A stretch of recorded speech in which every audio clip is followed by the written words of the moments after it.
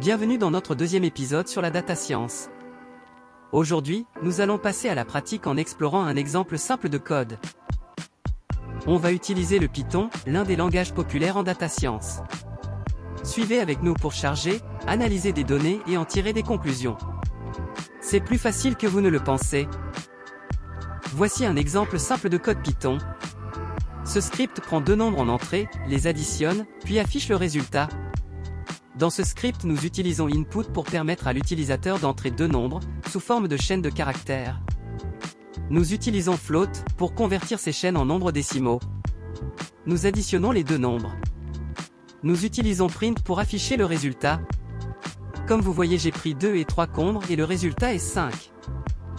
Voici un autre code où l'utilisateur entre un nombre entier, et le programme vérifie si le nombre est pair ou impair en utilisant la condition if et else, puis affiche le résultat. Par exemple, j'ai pris le nombre 25 et le programme m'affiche que c'est un nombre impair. Voici un autre exemple de code un peu plus avancé qui utilise une fonction pour calculer la factorielle d'un nombre. La factorielle d'un nombre n est le produit de tous les entiers de 1 à n. Dans ce script, nous définissons une fonction calculer-bas factorielle qui utilise la récursivité pour calculer la factorielle d'un nombre. L'utilisateur entre un nombre entier. La fonction est appelée pour calculer la factorielle de ce nombre. Le résultat est ensuite affiché. Voici un dernier exemple de code qui utilise une boucle while pour implémenter un jeu simple de devinette. L'utilisateur doit deviner un nombre secret, et le programme fournit des indications pour guider l'utilisateur vers la bonne réponse.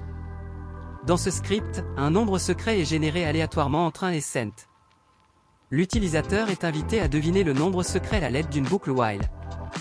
Le programme fournit des indications, plus grand, plus petit, pour guider l'utilisateur. La boucle continue jusqu'à ce que l'utilisateur devine correctement le nombre secret. Dans la prochaine vidéo, nous approfondirons notre compréhension avec des concepts plus avancés. Préparez-vous,